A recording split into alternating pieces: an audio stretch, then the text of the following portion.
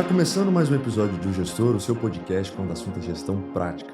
Nós trazemos aqui os melhores gestores nacionais para uma conversa aprofundada sobre as melhores práticas de gestão para que você consiga traduzi-las para o seu negócio e, consequentemente, destravar todo o potencial de crescimento da sua empresa. Meu nome é Bruno Rigamonte. Eu sou Gabriel Feitosa, entusiasta das boas práticas de gestão, e sejam todos muito bem-vindos à 4ª temporada do podcast O Gestor. Nós vamos continuar perseguindo, traduzindo as boas práticas de gestão para que você possa aplicar no dia a dia da sua empresa. E hoje a gente está recebendo Cecília Perini, ela que é líder da XP Inc. no Espírito Santo, em Minas Gerais, lidera um time de 170 pessoas, se tornou sócia recentemente da XP. E seja muito bem-vindo ao podcast. Obrigado por aceitar o nosso convite, Cecília. Eu agradeço o convite. Obrigado, Gabriel. Obrigado, Bruno. Você tem uma longeva jornada, Cecília, na área financeira, né? Já está aí há mais de 15 anos trabalhando nessa área. Como que você despertou o interesse, né? Como que você encontrou a vocação para trabalhar numa área aí como a financeira nesse mercado que é tão competitivo? Eu comecei a trabalhar muito cedo e aí, por sorte, né, eu tive a oportunidade de já estar inserida no mercado financeiro, embora não era uma instituição financeira, né, uma exportadora de café. Então, com 14, 15 anos ali, eu já entendi a dinâmica de fechar câmbio, né, para que servia o dólar, como que o dólar oscilava. Tive a oportunidade também de acompanhar as oscilações de mercado, né? Então, acho que isso foi me despertando, né, ajustes de BMF, acompanhava ali o mercado de commodities, então isso foi me colocando cada dia mais dentro ali do mercado financeiro e a escolha natural da carreira.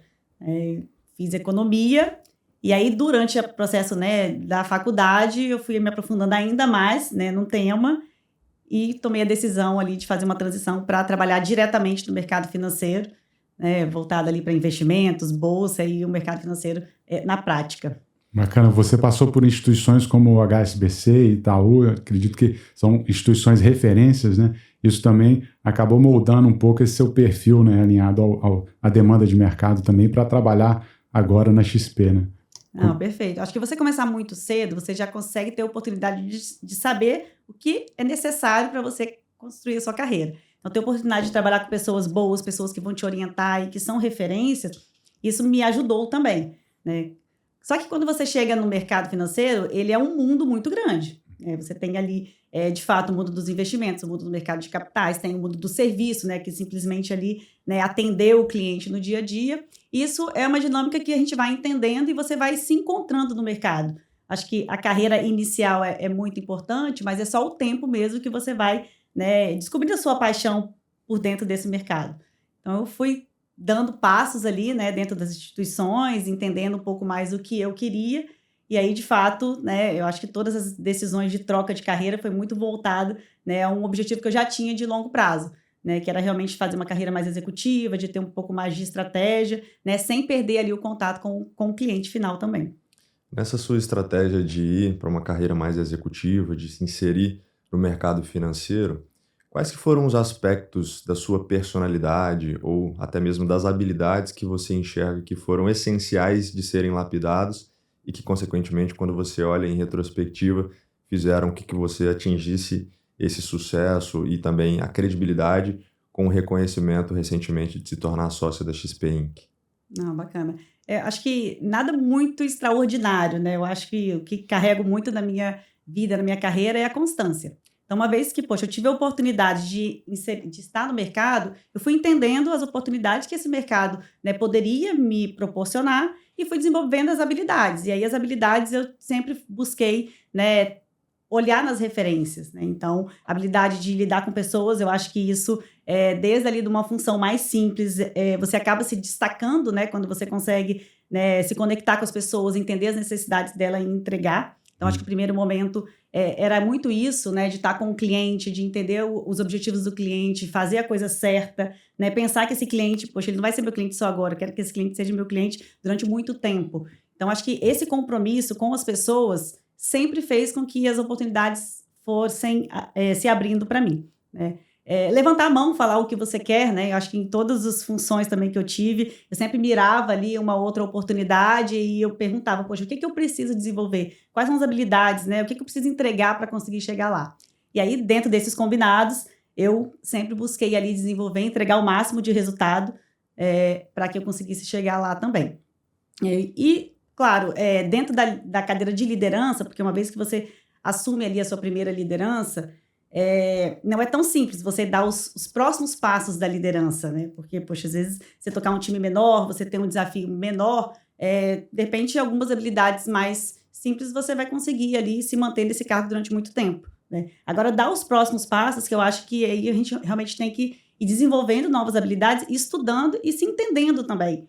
Eu acho que a partir do momento que você consegue entender aonde você é bom, você vai se fortalecer nisso, né? E aonde você precisa desenvolver os seus pontos fracos, você também, né, ir colocando um pouco mais de energia, se for fundamental para o seu negócio, né? Então, acho que eu sempre me propus a entender um pouco mais essas características necessárias, né? E a gente vai realmente separando, né? Poxa, às vezes eu já comecei ali, né, sempre fazendo muito, sempre fui muito fazedora, mas eu sempre falo que tem o gestor e tem o líder, né? É muito diferente, né? O gestor, ele se mantém muito tempo, às vezes, numa função menor. Mas para você crescer de fato, você tem que desenvolver a liderança. E o gestor é aquela pessoa que realmente é mais o chefe ali, né? Que ele vai direcionar, vai mandar, vai ter a estratégia para chegar, mas não necessariamente ele vai conseguir levar as pessoas àquele resultado. Então, acho que a liderança que eu fui desenvolvendo é realmente entendendo, poxa, como que eu vou levar as pessoas a pensarem, a sonhar junto comigo e realmente a chegar lá no resultado. Então, acho que esse equilíbrio entre gestor e líder é muito importante. Eu acho que só ali na empolgação, né, só bater palma não é o que faz as pessoas chegarem. Você tem que ter processo, você tem que saber ter estratégia e saber executar, né, claro. Eu acho que isso é um ponto forte meu também, né? Eu acho que os times, as pessoas, elas precisam confiar em você, né? É mais do que você faz e menos do que você fala. Né? Então, a gente fala dos processos de ter times fortes, né? É o que faz você dar próximos passos para as cadeiras maiores de liderança, mas acho que as pessoas precisam confiar na gente, né? Então, eu sempre criei e estabeleci muito uma relação de confiança tanto com os meus líderes, quanto também com os meus liderados, né? Acho que isso são pontos muito importantes. E olhar mais para baixo do que para cima, né? Eu acho que isso é uma coisa muito importante e todo dia eu reflito muito sobre isso.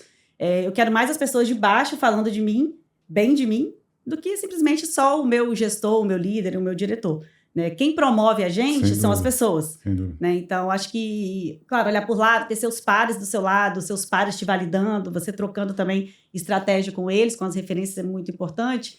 Mas acho que todas as promoções que eu tive até hoje realmente foram o meu time que me promoveu. Assim, acho que não teve o chefe que promoveu, lógico. O direcionamento, a inspiração, o querer chegar lá é importante. Mas a força do time é surreal, assim, eu acho que é o que eu leva. gosto de pensar que toda promoção, para que você possa crescer, você precisa primeiro preparar quem está numa posição anterior à sua, né? É como se aquela pessoa te empurrasse para você subir de nível.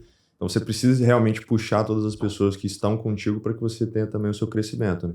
Tem muita gente que fala que uma das formas de liderar é pelo exemplo, né? Eu realmente acredito que a única forma de liderar é pelo exemplo, que as pessoas passam a ter mais confiança realmente no líder a partir do momento em que elas se identificam, que entendem que a credibilidade é pautada na execução, mas também na transparência e na confiança de trazer as pessoas para perto, né? Muitas vezes a pessoa fica reticente, né, com a posição que ela ocupa e não quer compartilhar ou não quer fazer nada para, de alguma forma, se proteger naquela posição, e o risco que ela incorre é que ela vai ficar naquela posição eternamente, né?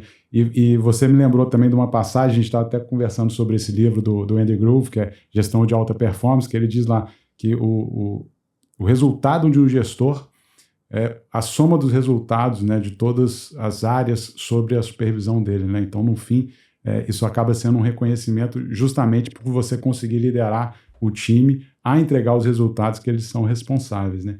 Tem um aspecto interessante, Cecília, na sua jornada, que você teve uma passagem, né, em um agente autônomo da XP, mas você tem vamos dizer, um histórico recente com a XP, 4 anos, né?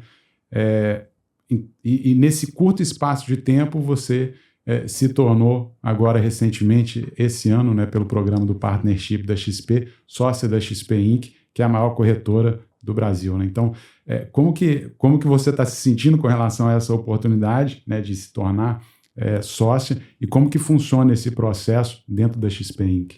Bacana. A XP sempre acreditou muito nesse processo de dividir realmente os desafios e, naturalmente, os resultados, né? Eu acho que toda a história de crescimento da XP, a gente tem, né, como principal premissa ter pessoas boas e desenvolver e valorizar essas pessoas. Tive essa passagem lá atrás, né, no momento onde a XP era muito inicial ali o processo, a gente só tinha bolsa de valores, então era um mercado relativamente menor, né? Então acho que nos últimos 10 anos realmente a gente cresceu de forma muito disruptiva mesmo, né? Trazendo mais profissionais e trazendo muito mais clientes, então acho que esse é o primeiro ponto. Chegar à sociedade, eu acho que é um marco assim, mais importante da minha carreira. Né? Agora, as pessoas perguntam, poxa, o que mudou, né? Eu já vinha exercendo a função de sócia. Eu falo que eu sempre me senti sócia desde que eu entrei, porque o convite para vir para a XP já foi um convite de, poxa, vamos construir um negócio. Para você construir um negócio, você tem que pensar como sócio, né? Muito difícil você construir um negócio pensando como funcionário.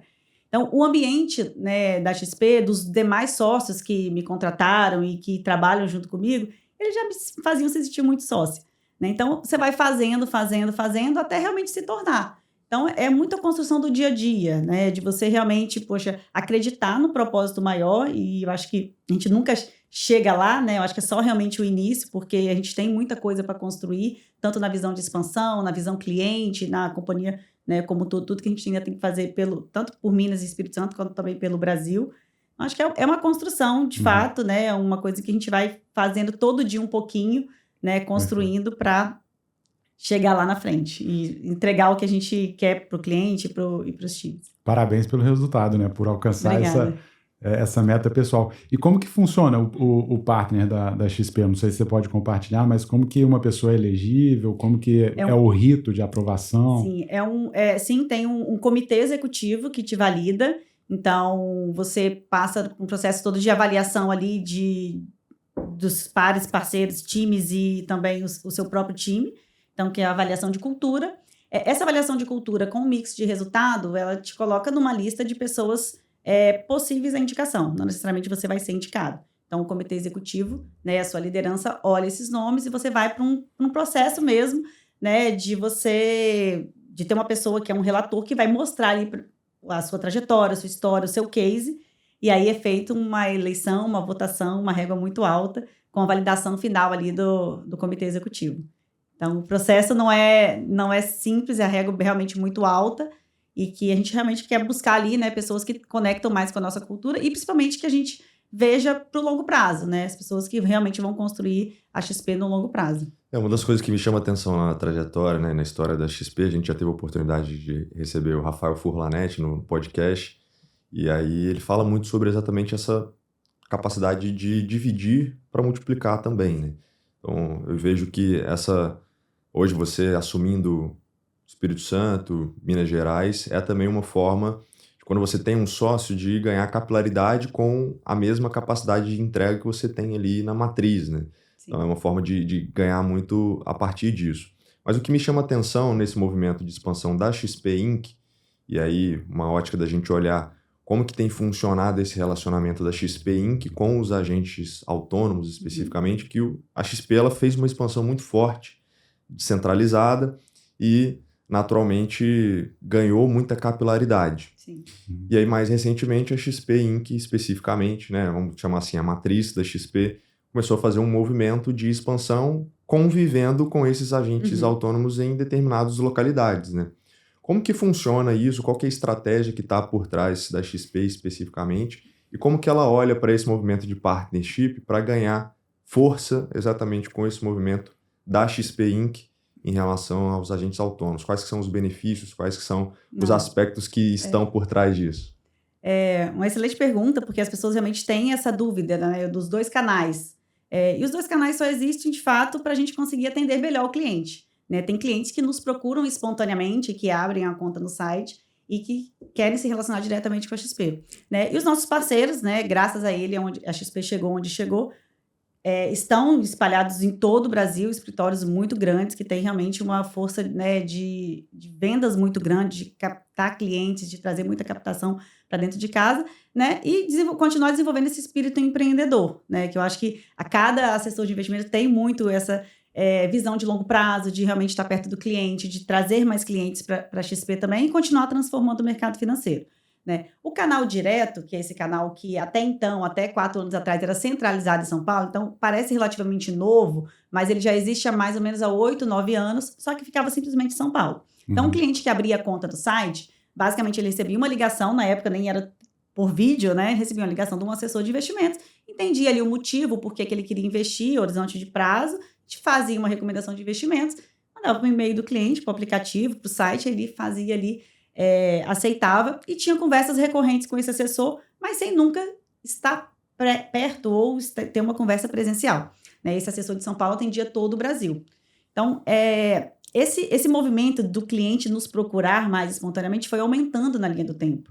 Né? Então, a gente, em 2020, decidiu regionalizar esse atendimento, porque realmente eram clientes do Brasil todo sendo atendidos em São Paulo, e a gente acredita muito nesse olho a olho, de estar perto, né, até mesmo das características regionais. Então, em 2020, a gente decide regionalizar esse atendimento. É até um momento onde eu faço a transição para o XP, muito com esse intuito, né, de fortalecer a praça, de atrair pessoas também, para atender já essa base de clientes que a gente já tinha atendido em São Paulo. Então, ganhou muita força, porque a gente conseguiu, nesse momento, atrair profissionais que não queriam seguir a carreira de autônomo. Então, imagina que tem pessoas que estão, né, trabalhando nas instituições financeiras, mas que não querem seguir uma carreira autônoma, querem, por muitas vezes, seguir uma carreira mais executiva, né, desenvolver ali passos tanto que seja da parte estratégica ou de liderança, mas tem querem, né, estar num ambiente maior corporativo. Então, a gente trouxe essas pessoas, né, então imagina que desde lá do sul do país até o norte, Nordeste, né, todo o Sudeste, a gente contratou novas pessoas que fizeram esse movimento. E que a gente vem agora fortalecendo esses times. Então, no primeiro momento, a gente tinha algumas lideranças mais pontuais, regionais, e vem fortalecendo, tanto através de partnership. Então, quando a gente pega o Norte, Nordeste, no Sul, né, todas as grandes regionais são tocadas por sócios da companhia, que realmente tendem a fomentar um pouco mais e trazer um pouco mais da nossa cultura ali para cada uma dessas praças.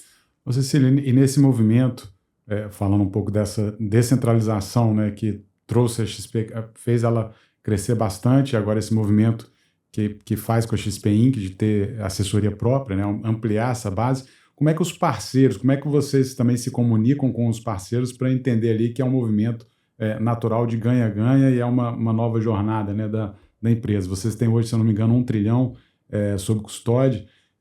Como que essa comunicação e esse alinhamento também com o parceiro, né, com os escritórios parceiros também funcionou? Se teve algum tipo de questionamento, enfim, como é que vocês lidaram com esse alinhamento? Acho que no início, assim, até teve alguns pontos de dúvida, né, porque basicamente as pessoas não entendiam o caminho que cada canal iria seguir, mas hoje eu acho que está muito mais claro, né? Eu acho que em algumas praças a gente tem ganhado muita força de parceria, então tem alguns eventos que a gente faz em conjunto, né? As praças onde a gente tem já espaço físico, são espaços compartilhados, então, por exemplo, em Fortaleza, em Recife, Brasília, os 2 canais utilizam o nosso espaço físico, então para reuniões, para eventos, então acho que unir forças para realmente levar mais assessoria para o cliente que ainda não está na XP. Né? E a gente acredita muito na assessoria. O cliente ele não vai escolher estar no canal ou estar em outro. Ele vai escolher estar com a Cecília, estar com o Bruno. É a assessoria, essa confiança que vai fazer com que o cliente escolha em qual canal com quem que ele vai se relacionar. Essa relação de confiança que a gente acredita muito. Então, que seja do profissional, o próprio profissional que a gente traz da instituição financeira, por que a gente traz essa pessoa de lá?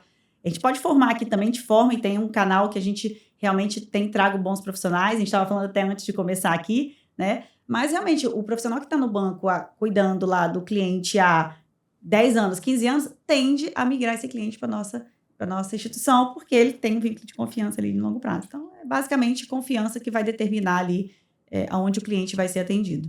Mudando um pouco a ótica da equipe interna e da estratégia de expansão de vocês, a gente observa que o mercado financeiro, de alguma forma, mudou muito o jeito de se relacionar com os seus clientes, né, com os investidores que alocam recursos ali para gestão de ativos por meio das instituições financeiras, enfim.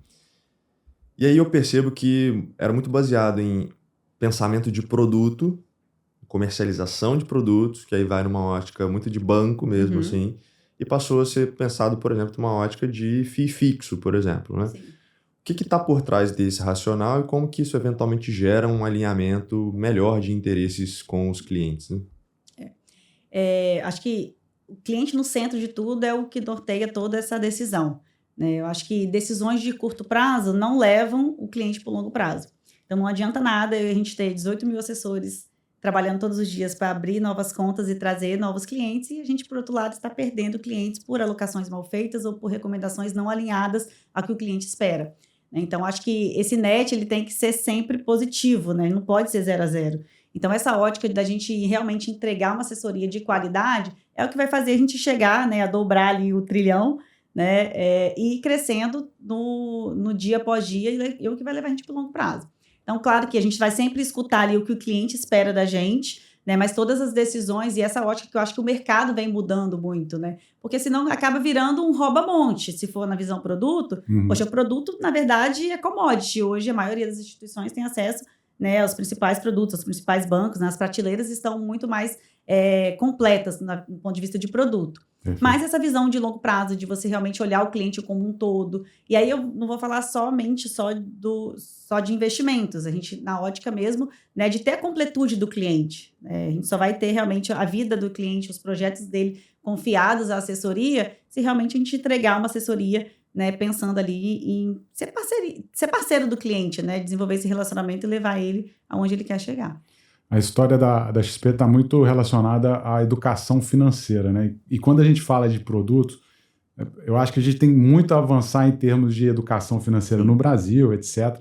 Mas existe um claro desafio aí que, pelo menos assim, eu quando vou olhar os produtos que estão disponíveis, conversar com o meu assessor e tal, é uma infinidade de produtos que existe e disponibilidade, né? Para você optar, convencer o cliente da alocação dele, conforme o perfil, etc. A minha pergunta e a dúvida é como que você mantém uma rotina de atualização ou de educação dos próprios colaboradores da XP com relação aos produtos que estão performando melhor ou que, conforme a tendência macroeconômica, tende a ser melhor. Então, como que você trabalha a educação interna, né, dos 170 colaboradores que a XP tem aqui no Espírito Santo e Minas, para que eles também, né, tenham ali atualizados os produtos e não vendam, eventualmente, aqueles que têm uma maior crença, enfim, que eles conheçam todo o cardápio de produtos, que eu imagino é uma infinidade de produtos disponíveis, né? Não, realmente. Eu acho que isso é realmente um diferencial da nossa assessoria e da minha liderança, inclusive, é uma coisa que eu coloco sempre como prioridade, que é a capacitação, né? Eu acho que essa capacidade de você estar em aprendizado, eu acho que o mercado financeiro cobra muito isso do profissional, né? Até porque o cenário muda também. Então, acho que o ponto de partida principal, né, o que vai determinar ali qual que é o produto mais recomendado para o cliente, é primeiro o horizonte de prazo e de perspectiva que ele tem, eu acho que isso é muito importante, e o cenário econômico. Então, acho que a cada momento, né, a gente vai adequando ali a carteira do cliente, voltada que o cenário, na verdade, pede para aquele momento. Então, claro que a gente vai ter conversas recorrentes ali para ajustar, mas o meu time está 100% conectado com o que está acontecendo hoje no curto prazo, né, no dia a dia, quanto também pensando no longo prazo, alinhado com o objetivo desse cliente. Então, o assessor ele não trabalha sozinho, né? A gente tem toda uma estratégia, então tem todas as mesas que vão filtrar e levar ali a informação de uma forma relativamente até mais simples para o assessor, porque também ele não pode ficar ali, né? Não tem tempo para ficar 1 hora, 2 horas estudando por dia. Então, a gente tem tanto os calls diários, né? O morning call, que passa um panorama de mercado, mas também algumas pílulas que a gente vai soltando ali no decorrer da semana, alinhado com o que o mercado está esperando. Então, acho que é um tema muito importante. E aí, até mesmo para que a gente possa levar para o cliente também. Então, a cada revisão de carteira, a cada conversa com o cliente, né, o meu assessor ele tem ali também um compromisso de explicar e mostrar ali o porquê para o cliente, né? Não é simplesmente, olha, aqui é esse produto, essa carteira. Tem cliente que realmente, às vezes, ele nem quer entender muito o porquê, né? Mas eu acho que faz parte, porque eu acho que isso também vai gerando confiança, né? E ele tem esse papel que é também traduzir um pouco o mercado financeiro, né? Falar o mercado financeiro de uma forma cada dia mais simples, né, para que as pessoas tenham interesse, porque muitas pessoas fogem da conversa por não entender. Sem dúvida. Então, acho que a cada conversa é muito interessante, assim, porque eu já tenho clientes que eu me relaciono há mais de 15, 20 anos, e aí no início, poxa, não sabia nem o que era o CDI, hoje já vem, olha, eu vi esse fundo, eu já vi que vai acontecer isso. Então, você vê assim que a conversa que você tem com o seu cliente também vai fazendo com que ele crie esse interesse na linha do tempo. Isso é muito importante e os assessores ficam orgulhosos, assim, quando o cliente já vem mais preparado para a conversa, porque para o nosso lado é até melhor, né? O cliente ele vai entender mais o que ele está fazendo e aí vai ter menos surpresas e talvez ali até na linha do tempo, né, aceitar um pouco mais de diversificação, né, entender um pouco mais sobre o que ele está investindo. Ainda sobre a ótica de se manter atualizado, a gente tem visto recentemente no Brasil uma mudança do cenário econômico de forma drástica. Primeiro que a gente tem um cenário desafiador de gastos do setor público, isso acaba puxando uma diluição da moeda, isso acaba gerando uma perspectiva inflacionária, e para fazer um contramovimento em relação a essa pressão da inflação, a gente tem visto recorrentes aumentos da taxa básica de juros, né, a Selic, por meio das reuniões aqui que a gente tem visto do Copom vinculado ao Banco Central. Na sua visão, como economista, mas também numa atuação dentro de uma das maiores instituições financeiras do Brasil, como que você analisa esse cenário econômico atual? Quais são os desafios que você enxerga que a gente vai ter, principalmente espremendo muito, né, forçando muito, dificultando a alocação de recursos, por exemplo, na economia real, né, para projetos de economia real, via de regra, e como que você analisa a tendência desse cenário para que a gente possa também, olhando, né, para quem tem uma empresa, para quem está nos ouvindo, né, um gestor no dia a dia ali realmente, como é que ele pode se adaptar em relação a esse cenário e como é que ele pode trazer mais resultado para o dia a dia da empresa dele a partir exatamente desse conhecimento do que pode ser uma tendência do cenário brasileiro. Eu vou separar a resposta em 2 pontos de vista, né? O ponto de vista do investidor, né? E aí o investidor, de fato, no curto prazo, ele se beneficia de um cenário de taxa de juros. Então, se você tem uma carteira que você não tem perspectiva de longo prazo, taxa de juros Selic, você vai ali surfar esse movimento ali de ter 1% ao mês, né? Que todo mundo gosta e sonha e tudo mais. Quando a gente fala um pouco mais longo prazo, aí sim a gente tem que ter alguns pontos de preocupação, né? E aí, claro, a pressão inflacionária, a gente convive com isso há muito tempo, e aí, historicamente, quando a gente pega, né, as carteiras que têm posições mais significativas em inflação, são as carteiras que entregaram mais resultado nos últimos anos. A gente acredita muito nessa linha, né, de você ter uma parte ali da carteira em inflação. E também tem o ponto de vista também que a taxa de juros, ela não tem se movimentado só no Brasil, né? A gente pegar a taxa de juros americana, a gente nunca esteve no patamar, né, de taxa de juros tão alta. Então, a gente também tem incentivado os nossos clientes a olhar um pouco mais para os investimentos internacionais, trazer um pouco mais, diminuir um pouco mais o risco Brasil e levar um pouco mais, né, na estratégia internacional. Então, hoje, na XP, a gente tem, de uma forma muito simples, né, um acesso ao mercado internacional. O cliente ele abre a conta internacional no próprio aplicativo. Então, isso é um facilitador. Então, curto prazo, Selic, né, porque os títulos de inflação para curto prazo nem sempre são interessantes. E longo prazo é diversificar a carteira, olhando internacional, olhando inflação, para que você realmente consiga levar ali no longo prazo uma carteira que vá bem, independente do cenário. Então, acho que, claro, que dentro disso pode falar de outros de fundos multimercados, né, e de várias outras estratégias, mas essas eu acho que são fundamentais ali para ter numa carteira.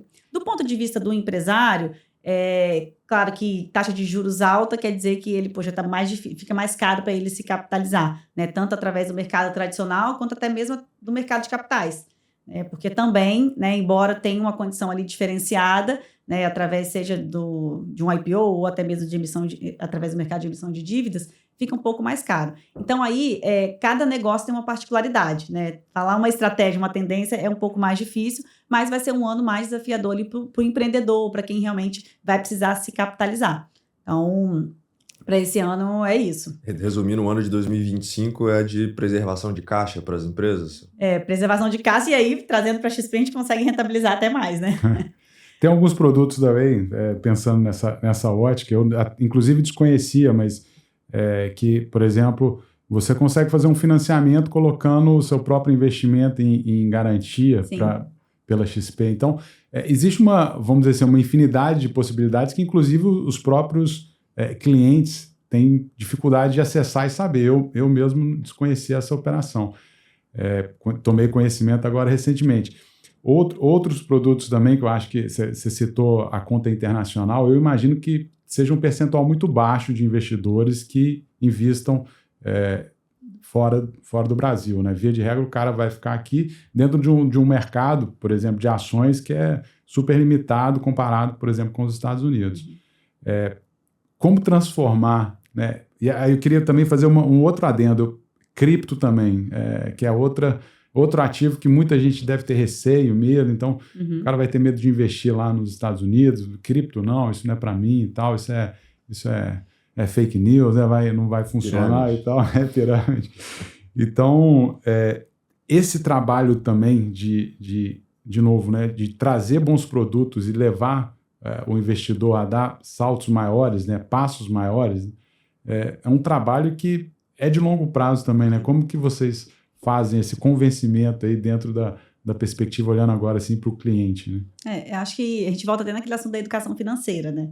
Então, os nossos assessores são muito preparados para falar sobre essas estratégias. Então, acho que levar para o cliente de uma forma simples, natural, que ele realmente passe a entender e confiar na estratégia, eu acho que esse é um ponto primordial, né? A gente realmente mostrar ali para o cliente que é um produto acessível, né? É uma estratégia fundamental para a carteira dele e a gente vai realmente tirando ali as dúvidas que possam vir surgir, né? Então, acho que investir no exterior não é só investir em ações no exterior, né? Tem os títulos de renda fixa. Então, a gente vai direcionando ali para o cliente até que ele tome a decisão. E aí, só que antes disso tem um meio termo também. Não necessariamente você investir no exterior, você tem que abrir uma conta no exterior. A gente tem ativos no Brasil que também você consegue, né, diversificar ali a sua carteira, né, participar da estratégia sem estar lá diretamente.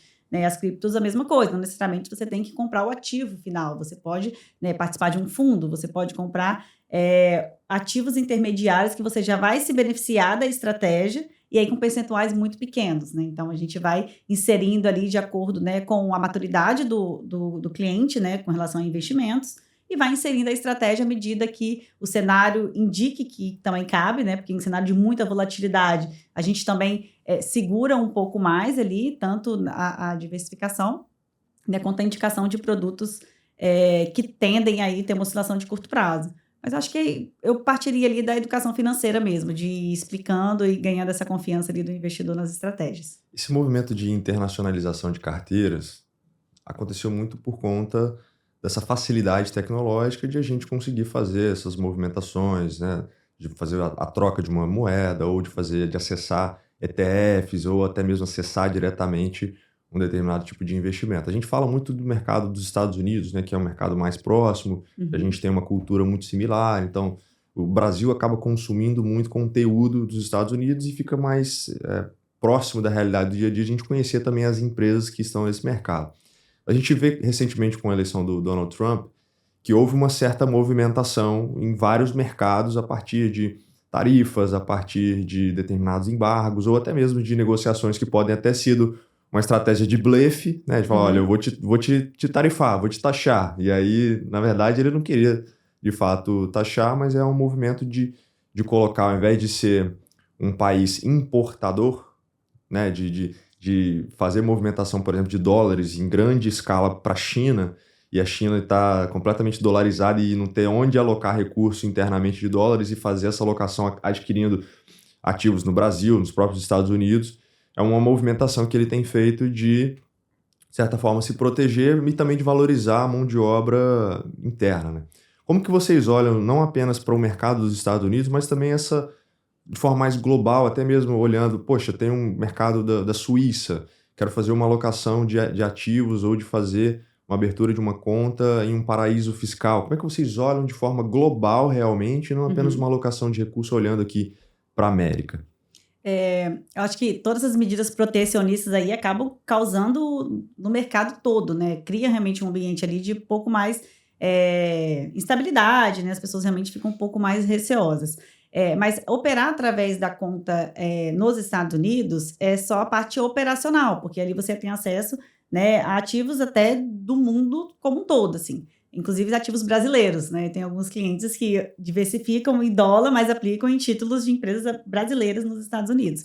Então, acho que tem esse caminho, né? E aí é muito do tamanho do cliente, né? Porque dependendo do tamanho do cliente, se a gente fala do private para cima, ele realmente tem a opção ali, né, através de uma offshore, aplicar em diversos outros países, né? Eu acho que fica um pouco mais simples a gente tangibilizar pelos Estados Unidos, né? Mas, de novo, ele tem acesso ali a ativos, né, no mundo como um todo, diversos fundos de investimentos negociados através de lá, diversos bonds de outras empresas também através da plataforma. Então, é mais o operacional mesmo. Sim. Dentro do ambiente competitivo, Cecília, olhando também, existe, de novo, né, existe uma oportunidade de mercado de trazer cada vez mais investidores, né? Mas a gente também viu nos últimos anos uma concorrência muito forte, uma disputa forte entre, por exemplo, XP e BTG, adquirindo casas e etc. Como é que vocês olham concorrencialmente para esse movimento? Se eventualmente entra dentro das suas atividades, olhar para novos escritórios e abrir novos parceiros também, e como que você olha para a concorrência também, para um ambiente de novas tecnologias, fintech surgindo, como que isso, vocês olham para oportunidades e eventuais ameaças que podem surgir a partir desse movimento também que está acontecendo? Não, legal. No meu ponto de vista, é mais no sentido da minha operação é expansão de novas praças, né? Então, eu contratar pessoas em novas praças que, naturalmente, na linha do tempo, vão virando ali escritórios com os times regionais. Né? Então, do ponto de vista expansão, então a gente tem planos de expansão para entrar em novas cidades, tanto no Espírito Santo quanto em Minas Gerais, agora em 2025.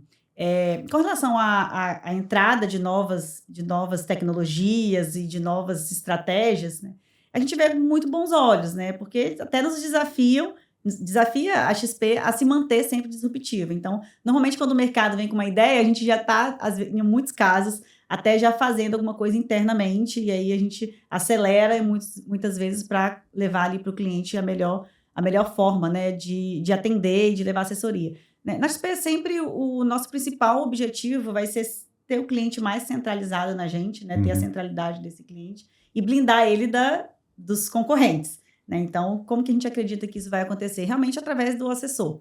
Né? O assessor é que vai criar esse vínculo de confiança, que vai entregar ali, de fato, a ele o que o cliente quer, né? Alinhado ao cliente, porque eu acho que isso também, alinhar a expectativa, né? É muito importante. E aí, realmente, a gente blinda para que a concorrência consiga acessar o nosso cliente. Então, a gente tem um ambiente onde a gente, primeiro, faz com que o assessor queira trabalhar no XP, que eu acho que isso é muito importante também, né? Um ambiente onde ele vai realmente se ver no longo prazo, né? Construir a carreira dele. E aí, um ponto que a gente tem como diferencial muito grande é porque, normalmente, nos ambientes corporativos, para que você consiga ser relevante e crescer numa corporação, você precisa, normalmente, estar numa carreira executiva, né? Só que na XP não necessariamente. Você, numa carreira de assessoria, você com o cliente, você pode ser estratégico, relevante e ser até sócio da companhia. Então, nessa última rodada, onde eu me tornei sócia, a gente teve outras pessoas que eram assessores e que se tornaram a sociedade. Então, são pessoas que estão com a gente há bastante tempo, entregando assessoria para o cliente, carregando esse cliente no longo prazo. Então, acho que tudo isso acaba blindando um pouco mais a concorrência chegar no nosso cliente. A gente ter as pessoas também mais com a XP, mais pensando no longo prazo aqui. Uma das formas que eu vejo de posicionamento da XP foi através do esporte, e especificamente da Fórmula 1, recentemente, por exemplo, do tênis. Pode ser que esteja presente em vários outros esportes, mas me marca muito atualmente essas duas e recentemente NFL, NBA NFL, também. verdade. A corrida live também que a gente... Exato. Verdade, a live. Eu corro, já corri algumas vezes a corrida live aqui em Vitória, por exemplo. E existe uma correlação muito grande entre pessoas bem-sucedidas com o esporte. A gente observa muito isso, né? E, naturalmente, eu imagino que vocês consigam acessar pessoas que, de alguma forma, têm uma capacidade de poupança e que precisam fazer uma boa alocação de ativos. Mas isso dentro de um aspecto teórico, né? Poxa, vou fazer esse tipo de investimento, isso vai me gerar aqui um reforço de marca e, de alguma forma, isso vai trazer um retorno sobre isso. A minha pergunta é mais objetiva, né? Vocês conseguem visualizar esse reforço de marca se traduzir em novos clientes realmente ali, todos os dias, ou isso facilitar uma entrada da empresa em determinados mercados, com os produtos que vocês já têm e aí ao invés de ser uma expansão com novos produtos, mas uma expansão em novos mercados. Como é que vocês têm olhado para essa expansão da marca, o reforço da marca se traduzindo em novos clientes? Não, muito boa essa pergunta, porque essa estratégia, ela conecta também com o nosso cliente que já está no XP. Então, nosso cliente se conecta, né, muito com o esporte e com essas estratégias que a gente vem fazendo. Então, por exemplo, se a gente numa Fórmula 1, a gente leva clientes, a gente coloca o cliente mais perto ali também, né? Claro que a gente não consegue levar tantos clientes, mas os clientes que mais se conectam com a estratégia ou com aquele esporte, a gente privilegia e coloca ele mais perto ali do evento, né? Então, isso aconteceu na Fórmula 1, NFL, né? E diversos outros que a gente já participou. Então, sim, a gente privilegia e conecta o cliente que já está dentro de casa, mas também a gente consegue trazer um fortalecimento de marca muito grande, né? Seja através de mídias e até mesmo esse cliente que frequenta e que valoriza o esporte. Eu acho que a gente sempre busca ali estar perto do esporte porque conecta muito com a XP, né? E com a própria estratégia de investimento. Né? Se a gente fala de disciplina, de constância, de longo prazo, né? Eu acho que qualquer atleta que a gente vai conversar e qualquer técnico também, as características tanto de liderança quanto também do profissional conectam muito com o longo prazo nos investimentos. Então, acho que seria mais nesse sentido. A gente teve a oportunidade de estar com o Fulanet no ano passado e ele falou dessa ação, né, de experiência, de você promover a experiência, de levar o cliente, sim, de um cliente wealth ou algum cliente especial para dentro de um paddock, por exemplo, de uma F1 e tal, e isso realmente gerar um valor muito diferente do que o cara poderia ter ali, né? O que vocês veem de novas experiências? O que vocês estão pensando em termos de novas experiências para o cliente, olhando então para disruptar ainda mais, né? Surpreender ainda mais os clientes que vocês atendem? Essa pergunta é mais para o marketing, né? Mas eu falo o que a gente está fazendo agora. Assim, acho que o tênis realmente tem conectado muitos clientes, né, com a XP, a própria experiência mesmo, né? A gente também consegue levar ali alguns clientes para estar mais perto do esporte. Então, a gente abre o Instagram ali da XP, tem sempre uma postagem ou de esporte e uma de investimentos, de gestão e tudo mais. Mas o que a gente vai fazer daqui para frente, eu acho que vai estar muito voltado, né, a fortalecimento de marca mesmo, né? Acho que o tênis vai ser uma estratégia, mas é o marketing realmente que vai conseguir responder. Depois eu trago essa resposta. Talvez indo para uma ótica um pouco mais comercial dentro do que você hoje tem na sua liderança, né? Como que vocês nutrem esse relacionamento e fazem esse reforço de marca, eventualmente com eventos, ou eventos proprietários, ou estando com parceiros? Como é que vocês têm olhado para isso e como que isso se conecta com a estratégia mais ampla da XP? Né? A gente tem a Expert, né? A gente tem diversos eventos que são feitos a nível nacional e internacional, com palestrantes, com convidados internacionais. Como que isso se conecta dentro de uma estratégia nessa pulverização dessas macro áreas que a gente acaba tendo aí, tanto que a gente estava comentando que em Minas, por exemplo, tem 4 macro regiões, e aí você tem a região do Espírito Santo com a região de Minas Gerais sendo conectadas dentro de uma mesma liderança. Como é que há também essa conversa das outras regiões do Brasil e como que isso faz parte de um aspecto mais amplo da estratégia comercial da XP? Não, legal. A gente sempre busca estar perto do cliente, né? Então, tem cliente que gosta de fazer as reuniões presenciais, tem cliente que não gosta, mas tem cliente que gosta de eventos, tem clientes que gostam, né, de participar de reuniões mais informais. Então, a gente tenta adaptar a estratégia para realmente conseguir atingir a maior quantidade de clientes possível, tanto os clientes que já estão no XP, em alguns casos, né, novos clientes entrantes também, né, prospects que a gente também eventualmente convida para esses eventos. Então, acho que a gente tenta regionalizar de fato, né? Então, até o estilo de evento, né? Para uma cidade diferente para outra cidade, né? Os patrocínios, a mesma coisa. A gente busca também patrocinar e estar perto de eventos e de temas que conectam também com a nossa cultura. Até os próprios palestrantes, né? O tanto de palestras que os nossos executivos rodam o Brasil fazendo também, levando um pouco mensagem não só da XP, mas sobre mercado, sobre gestão, sobre liderança, né, sobre empreendedorismo. Então, acho que conecta muito, vai de forma regionalizada, a gente tenta adequar ali a cada cliente e tentando atender o máximo de clientes possível, né? Quando fala de expert, por exemplo, né, realmente aí ganha muito mais proporção. A gente leva clientes também regionais, então tem vários clientes aqui que a gente convida, dá ingresso e leva, né, até São Paulo para ter uma experiência. Acho que a gente vem pensando, cada dia está perto mais do cliente. Os espaços físicos, né, que a gente tem feito, né, em algumas praças, também proporcionam essa conexão com o cliente frequenta, a gente faz diversos eventos tanto com os nossos economistas e pessoas internas da XP, como também com parceiros, e em muitos casos até clientes. Né? Então, se tem um cliente ali que tem um tema relevante, que é um tema que conecta com o que a gente também quer entregar para o nosso cliente, a gente tem feito diversas parcerias nesse sentido. Bacana. Cecília, além de líder, né, no Espírito Santo, Minas, você é mãe de 2 meninas, maratonista, tem um equilibrar de pratos aí também que é essencial, né, na sua jornada profissional. Como é que, e você estava falando que você fica 3 semanas, né, em Minas e tal. Como é que é essa dinâmica também de equilibrar os pratos aí para conseguir também ter uma vida familiar positiva, uma vida com saúde e isso gerar resultados profissionalmente? Como é que é esse equilibrar de pratos? Eu falo que eu não me vejo sem um desses pratos. Então, acho que o esporte, né, eu acho que é uma coisa que é fundamental para que eu esteja bem para minha família e para o trabalho. Então, ter uma vida mais regrada, né? As maratonas me ajudam muito nisso, né? De você manter a alimentação um pouco mais em dia, ter a rotina de treinos também, que eu acho que me faz bem emocionalmente e fisicamente. Então, acho que é importante. E com relação à família e trabalho, tem coisas que são inegociáveis. Eu sempre falo assim, como mãe, tem várias funções, várias coisas que eu realmente não posso deixar de fazer. Né? Então, eu fico normalmente 2 a 3 dias fora. Né? Não com recorrência, mas assim, eu tento sempre começar a semana em casa, terminar a semana em casa e no meio da semana ir administrando as tarefas. Né? Claro que com ajuda familiar, né, do meu marido, que está sempre, né, cobrindo aí esse tempo que eu não estou. Né? Mas tem coisas que é mãe, né? Tem conversas que é só a mãe que faz, tem rotina que é só a mãe que faz.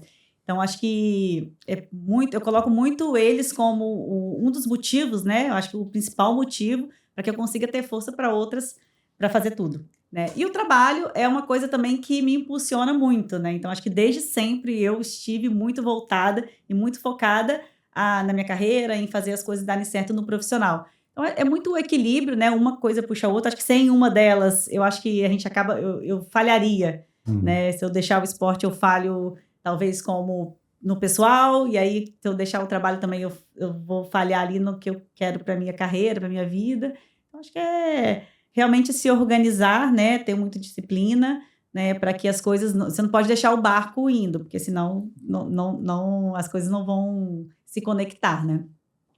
Geralmente, quando a gente olha em retrospectiva, tudo acaba ficando um pouco óbvio, né? Como se a gente, de alguma forma, conseguisse conectar os pontos olhando para trás.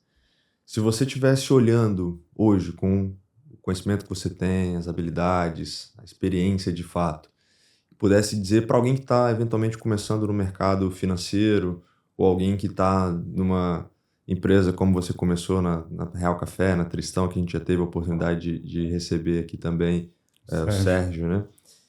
O que você diria para uma pessoa, talvez com 14 anos, como você começou a trabalhar, ou alguém que está um pouco mais avançada na carreira, que são os atributos que vão fazer com que essa pessoa consiga atingir um sucesso profissional e, mais do que olhar para trás, como que você olha para o seu futuro, né? O que você tem vislumbrado para o seu futuro enquanto mãe, enquanto uma atleta amadora, talvez, enquanto uma profissional, e como que essa junção, né, desses 2 personagens de passado e futuro se conectam com o seu presente hoje? Não, bacana. Eu acho que não desistir. Eu acho que tudo que eu fiz, só consegui porque eu não desisti. Então, lá atrás, 15 anos, 14 anos, ter boas referências, né? Eu acho que encontre pessoas que você se conecte e que você admire. Né? E busque entender o que essas pessoas fizeram. Né? Então, muitas delas, a maioria vai ser constância mesmo, que é não desistir, independente do cenário, independente do desafio, você continuar tentando com a mente aberta, porque também não é só ficar tentando, porque se você tentar fazendo da forma errada, você realmente não vai sair do lugar. Né? Então, escute essas referências, pessoas, para que você realmente tenha ali, entenda quais as características, o que você precisa desenvolver, né? Escute, né? Eu acho que a mente aberta é muito isso, você nem sempre está certo, né? Numa discussão você tem que estar, né, aberto ali a escutar vários pontos de vista e realmente mudar ali um pouco a rota, né? Acho que feedback é uma coisa que eu sempre escutei, né? Eu acho que os momentos onde as coisas deram mais errado foi quando eu não escutei o feedback, então isso também é um aprendizado, né? Poxa, a pessoa que está te vendo, que está te acompanhando, ela vai saber te direcionar, ela vai entender ali o que falta e vai te mostrar o caminho. E aí basta você seguir ou não. Então, acho que é isso, persistência, não desistir, saber onde você quer chegar também, né? Claro que não parece óbvio, mas quando eu volto à minha trajetória, eu fiquei pensando, gente, que assim, né? Nunca fiz nada extraordinário, né? Eu acho que ninguém faz uma coisa e dá certo, né? Eu fiz essa coisa. Não sei, uma pessoa que tem uma ideia muito mirabolante, né? E realmente disruptiva, que ganhou muito dinheiro com isso, mas você vai fazendo aos poucos. Então, acho que constância. E também, do outro lado também, acho que é um pensamento, porque também não é uma coisa errada, uma mudança de rota, ou uma coisa errada que você fez também que vai desabonar a sua carreira. Porque às vezes as pessoas tendem a desistir. Fiz isso aqui e não deu certo. Poxa, eu mudei de emprego e não deu certo. Cara, vai de novo, né? Faz aquela reflexão do que deu certo, do que deu errado, o que faltou e vamos para frente. Perfeito. Estudando, conversando, conectando com as pessoas. Eu acho que isso também é uma coisa que me ajudou muito, né? Ter mais pessoas do meu lado. Claro, nem todo mundo vai falar bem, mas eu sempre busquei ter mais pessoas falando bem do que pessoas criticando, né? Isso é você realmente se preocupar com as pessoas que estão do seu lado e as pessoas que você lidera, escutar essas pessoas, se conectar, ter interesse genuíno, gerando confiança, né? Porque eu acho que essa confiança que também é muito importante, como eu falei lá atrás, né? Poxa, quem promove a gente são as pessoas estão o tempo todo perguntando, poxa, será que eu posso confiar nela? Né? Será que ela se preocupa comigo? Né? E eu sempre, em toda conversa, eu tento passar isso para as pessoas. Poxa, confia, né? Eu me preocupo com você. Isso tem que ser genuíno, né? Eu acho que isso você vai construindo na linha do tempo, mas tem que ser genuíno. E todo dia continua fazendo, que uma hora você vai conseguir. Trabalha e confia, né, Cecília? Trabalha e confia, exatamente. Obrigado, Cecília. A gente queria agradecer demais a sua presença aqui. Acho que a história é inspiradora. Ver mais uma capixaba, né, como sócia da XP também nos traz muito orgulho. Então, parabéns por essa conquista. Muito obrigada. E muito sucesso aí na jornada. Sucesso para vocês também, meninas. Foi ótimo o papo. Obrigada. Cecília, foi muito bom. Certamente muitos insights. A gente, nessa 4ª temporada, quer trazer cada vez mais histórias de sucesso, histórias inspiradoras e quem tem uma cabeça realmente empreendedora, que consegue traduzir ali não apenas uma perspectiva de inspirar pessoas, mas de conseguir executar também, né, em conjunto com essas pessoas, né? Vicente Falcone fala, por exemplo, que o papel de um líder é bater metas com o time fazendo o certo. Então, acho que isso se reflete muito na sua trajetória. Foi um prazer receber você aqui. Muito obrigado novamente. E você que nos acompanhou até aqui, a gente está nessa missão, né, de trazer cada vez mais histórias inspiradoras de gestores a nível nacional. Queria te agradecer por participar com a gente até aqui. Se você eventualmente ainda não é inscrito no nosso canal, queria te convidar para fazer isso agora. Compartilha também essa história com alguém que você acredita que possa fazer a diferença na vida dela. E fica com a gente para os próximos episódios. Certamente eu tenho convicção que isso vai fazer muita diferença na sua jornada empreendedora, enquanto também um profissional. A gente vai ficando por aqui. Um abraço, valeu e até a próxima.